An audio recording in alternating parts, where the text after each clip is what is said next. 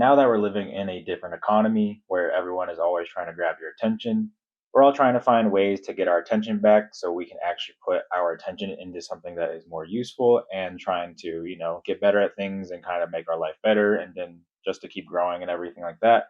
Even though I used to struggle with this, there are some things that have helped me gain my attention back, and I figured I would kind of just share it with some people on this channel. Even though I'm not a super big creator or anything like that, I'm just a small content creator or commentary or Pokemon channel, I guess, or whatever you like to call this channel. Maybe like a journal channel or something like that.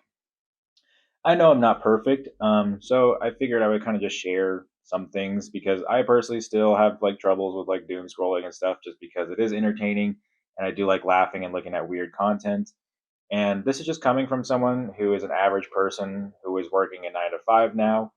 Well, I'm currently doing that now. If you stuck around this channel, I was unemployed for a bit, which was kind of how I started this channel and why I started this channel. However, I still want to make more videos for the channel just because they're fun, and it's what's the word I'm looking for? Like relieving, stress relieving. And I figured I would just kind of share, what helps me gain my attention or how I started gaining my attention back. So I started all this in college actually, and I've been doing this for quite some time. So it's been helping me quite a bit. And of course, I definitely have my days where you can't just be focused 24/7 because that's just not very sustainable. And if you were to do that, you just probably wouldn't be around people at all. You just be focusing on your work all the time. But anyways, so when I was in college, I was very concerned about the red pill and all that stuff and like getting work done and getting the best grades and everything like that just because it was like a lonely period of my time. So I started like learning about all this attention stuff and everything like that.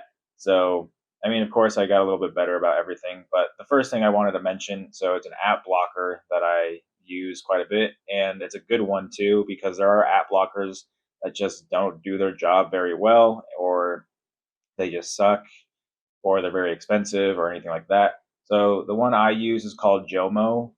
So it's spelled JOMO, and it is an app blocker for your phone. You can also get it on your desktop. However, I don't find it as good on the desktop. I still have it on there, but I find it better on the phone. And I have something else for the desktop that I'll get to in a second after I talk about this. But the phone is the biggest problem nowadays with everyone's attention spans, and no one even remembers what they even looked at like 10 minutes ago when they're looking at reels. Like there's no good consumption that really comes a lot from using your phone as much.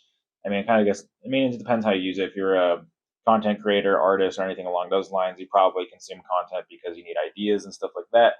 But I try to keep it minimal and just kind of use my phone more sparingly and like more like I want to be. There's got to be a reason why I have to go on my phone, whether it's like to text people or if I'm like consuming content for content creation purposes or for my art or anything like that.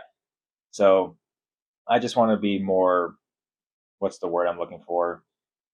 I just want to be focused on it. Like I want to have like a purpose with my phone. I don't want to be on there for like 4 or 5 hours for no reason. So this app, there is a free version and there is a paid version. The paid version is about $30 a year, which is not bad considering most of them were like a monthly fee. I believe it's still $30 a year. I don't know if it like went up or anything like that. So don't hate me or anything along those lines. It doesn't break the bank, which is nice. You can customize it in any way you can. You can set a schedule for yourself. You can put time limits on things. You can even block naughty websites too, if that is an issue you are dealing with as well.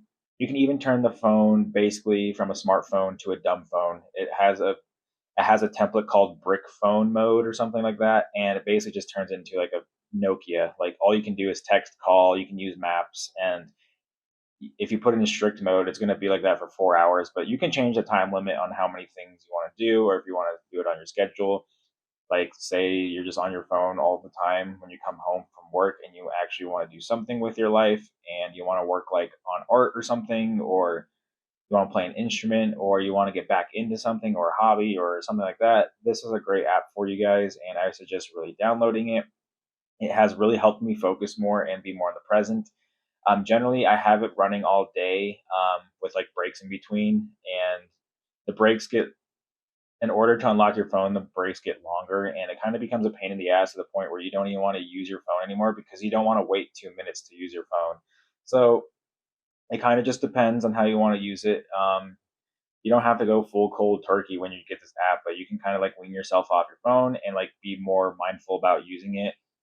It is a good app overall. It's not super expensive, and all the other app blockers I've tried to use are not very good. There are a few ones I really like. The what's his name?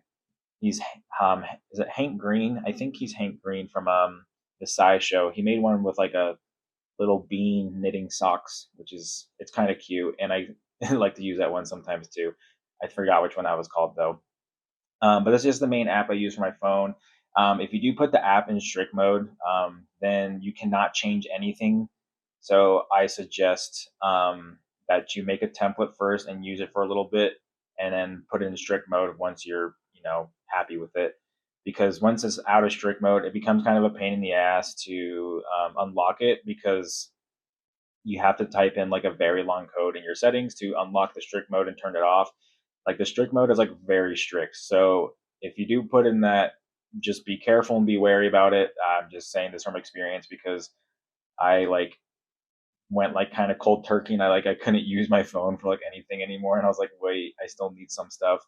And I was blocking apps that I still needed. So make a template first and kind of do stuff like that. I'm going to share a link in the description if anyone is interested. It's not like an affiliate link or anything, so I don't get paid, but it would help me give me a free version of it if you guys really want to. I need like 25 people or something like that. Like I said, you can put this on your desktop, but it's not my favorite on the desktop. So I'm going to talk about the desktop blocker that I use. So the desktop blocker that I use is called Cold Turkey, and it's honestly really great. It's only a one-time payment. I believe it's still $40. If it's not $40 and it went up, then I'm sorry. I don't know how much it is. I bought this a while ago. But anyways, you can cut distractions from your desktop. You can basically make a schedule for it as well. You can even do something like cold turkey, which is basically it's you can't really use your desktop for like 2 hours or something. I forgot what the time frame of it was. I don't generally use it that much because my desktop is my life, and that's how I do everything in terms of editing videos, playing these Pokemon games, and taking notes and doing stuff like that. But so normally, for example, in terms of like schedules or something, you can schedule things like, for example, if you want to block 45 minutes of each hour and then have like a 15-minute break where you can just, do some things, go on YouTube and like, just look at social media. I don't know. I sometimes like a social media on my desktop just because it's just easier. But so you can make the schedule how you want. You can do the cold turkey thing or whatever you want to do with it. Kind of just depends on what your schedule is like and what you prefer. Once you make that schedule, though, I suggest kind of leaving a day where you can breathe and edit it because I think it has like a strict mode too where you like lock it. And if you lock the whole week and you don't know, like, I don't know, it's kind of weird. If you lock the whole week, the only time you can edit your your schedule is if I think there's a way to turn it off in settings, but I'm not too sure. But the only way that I noticed is that you have to find a day off where it is not on schedule, and then that's when you can edit it, and that's what you have to do. So I would just be a little bit wary about that as well. So don't jump the gun on these. Kind of just ease into it. You don't have to. Let's see, like you just don't have to like go in full cold turkey when you do it. Because I mean, something I noticed. So at first, I started with like the phone blocker, the app blocker, right? And the thing I noticed is like, well, if I got off my phone more, I just realized I was on my desktop a lot more and still going through social media there too. So that's just something to be like paying attention to. Is like if you block something or you delete an app or you get off social media, I just realized I go find social media elsewhere like my desktop and it didn't help. So I just have these blockers kind of all over the place just to help me, focus more and just get more work done. Another thing that I kind of just noticed for myself is just like trying to be as sober as possible. I understand that life gets so boring and discipline is not the most fun thing all the time, and you need a little bit of spontaneity and stuff like that because I know I do, and I like to go out and hang out with friends and smoke here and there and stuff like that.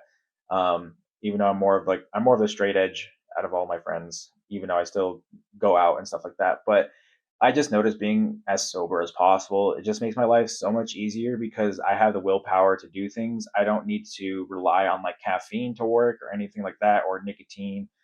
And I know there are people who love caffeine and nicotine together, and I have a tendency, like if I do that, I feel like I'm gonna have a heart attack if I do it for too long, which I don't understand how people can do all the time. I guess I'm just more sensitive than other people. Something I did notice though is like if I'm like constantly like consuming even just like caffeine or nicotine, my life has a tendency to like slowly fall apart in some kind of way. And the reason for that is because if I drink caffeine or have nicotine too late, then it messes up my sleep. And once my sleep starts getting messed up, then everything in my routine starts getting messed up. So that is just something I've noticed about myself. There are people who can function like this, and I'm just not one of those people. And I don't know how they do it. To be honest, I wish I could because caffeine makes me really happy, it makes me more sociable, and same with nicotine and stuff like that. And of course, there's like other things you can do, but I was suggest trying to be as sober as possible. It kind of just helps me. So I'm assuming it probably help you as much as it helps me. I just don't like having my sleep schedule being messed up because sleep just feels like it helps me focus more and it regulates my mood a lot too. Like when I'm like constantly consuming substances or something, I'm just way more moody and irritable. And I don't like being like that because I like start crashing out at people.